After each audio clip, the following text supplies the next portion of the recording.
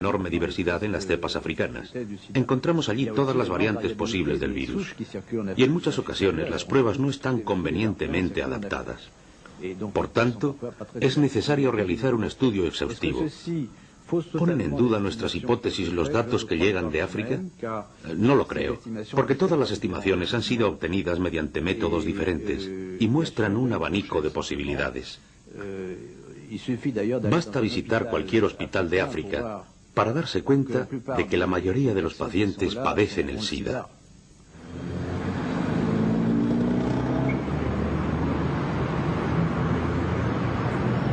Partiendo de estos mismos datos, una publicación británica ha expuesto unas conclusiones radicalmente distintas. En octubre de 1993, el Sunday Times publicó un reportaje encabezado por un titular sensacionalista: El mito del SIDA en África. Neville Hodgkinson, su autor, periodista especializado en temas científicos, plantea nuevos interrogantes tras visitar África Central en 1993. En su opinión, hay algo que no encaja en la versión oficial. ¿Está África realmente enferma de SIDA? No si definimos el SIDA como una nueva enfermedad infecciosa. África sufre y se muere debido a la malnutrición, al resurgimiento de la malaria, a la tuberculosis. Muchas personas necesitan atención médica, pero no, yo no he encontrado ninguna evidencia que demuestre el surgimiento de una nueva epidemia. Neville Hodgkinson viajó por África durante varias semanas. Primero visitó Kenia, después Tanzania, luego Zambia y por último Zimbabue. Nos cuenta el miedo de los africanos al SIDA, más extendido que la propia enfermedad, y las razones que lo explican.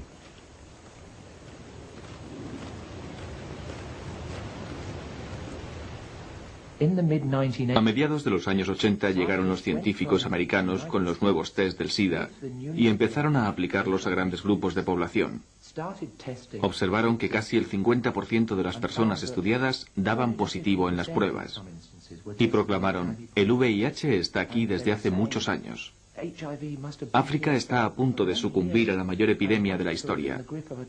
Y claro, crearon un clima de auténtico pánico. El terror está presente en todas partes, y de forma infundada, según escribe Neville. Él no ha visto el SIDA.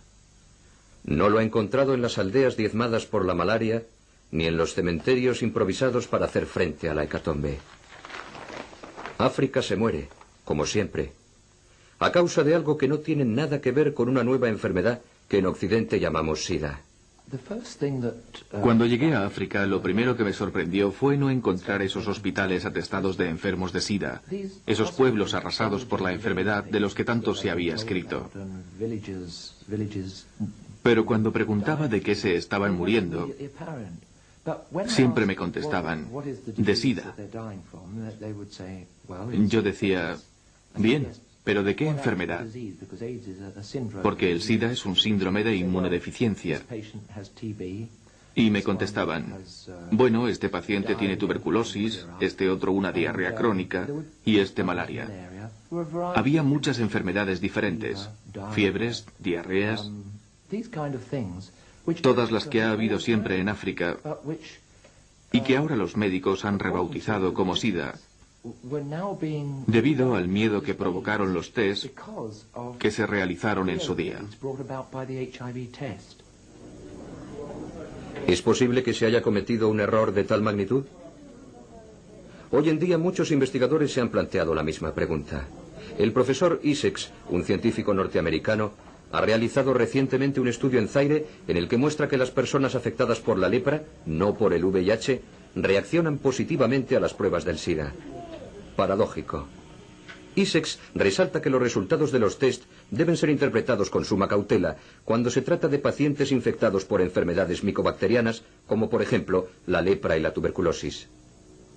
Afirma que los test no son un elemento suficiente para diagnosticar el SIDA en las regiones de África Central donde dichas enfermedades están muy extendidas, es decir, casi todo el continente.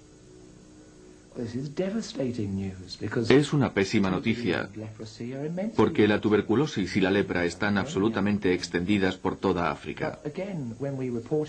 Pero como siempre que informamos sobre esto, ningún científico especializado se ha hecho eco de nuestras palabras.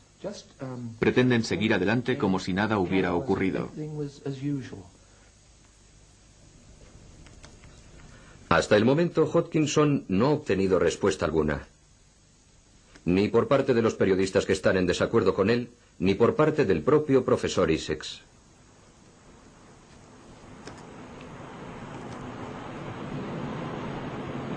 ¿Los test del SIDA son menos exactos de lo que se dice?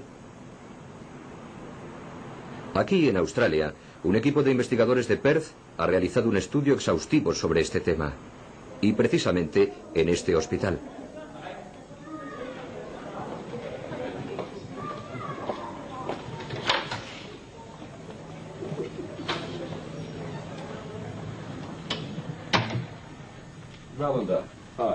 Tres investigadores han revisado prácticamente todo lo que se ha dicho y escrito sobre las pruebas del SIDA para intentar responder a esta pregunta. ¿Un test positivo prueba de forma inequívoca el contagio por el virus del SIDA? El resultado de su trabajo sobre el Western Blot, el test teóricamente más fiable de todos los existentes, fue publicado en 1993 en la revista Biotechnology. Hay muchos datos que demuestran que el test ha sido considerado fiable antes de haber sido convenientemente comprobado. Este es el punto clave de nuestro trabajo. Se ha puesto en tela de juicio la fiabilidad del test. Quizá estemos dando por buenos unos resultados inciertos. Debemos recordar que el test jamás detecta el propio virus, sino los anticuerpos que han reaccionado a la presencia del virus en el organismo. ¿En qué consiste el test del SIDA? Se desarrolla en dos etapas. La primera es el test ELISA.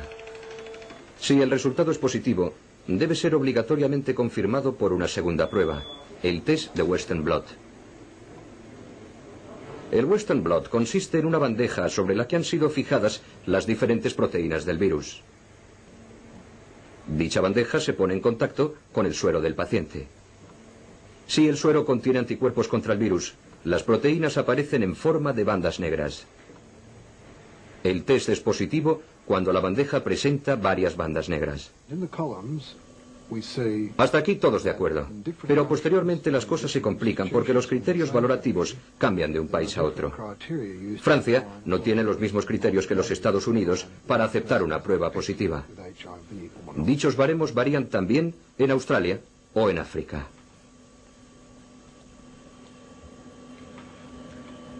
En estas columnas podemos observar los distintos criterios que se emplean para definir un test Western Blot positivo, es decir, para establecer cuándo una persona está o no infectada por el VIH. Los criterios que se aplican varían en cada país e incluso en las distintas instituciones de un mismo país. Si aparecen dos bandas negras en el test de un paciente, sería considerado seropositivo en África y en algunos estados de Norteamérica, pero no lo sería en Australia, ni en otros estados americanos, ni en Francia. Si aparece una tercera banda, una P24, no será considerado seropositivo en Australia, ni en muchas partes de América, ni en Francia. Si aparecen cuatro bandas, tampoco se les considera infectados por el VIH, ni en Australia, ni en Francia. No puede considerarse infectada a una persona aquí y allí no. O se está infectado por el virus o no se está. Con estos criterios no vamos a ningún lado. No es fácil encontrar una explicación lógica a la arbitrariedad de estos baremos. Se deberían aplicar los mismos en todas partes. ¿No sería más sencillo y más seguro? Pero los laboratorios no son de la misma opinión. La sangre contaminada, dicen, sean cuales sean los criterios aplicados, reacciona positivamente y siempre aparecen todas las proteínas del virus. En ello radica la diferencia con la sangre no contaminada.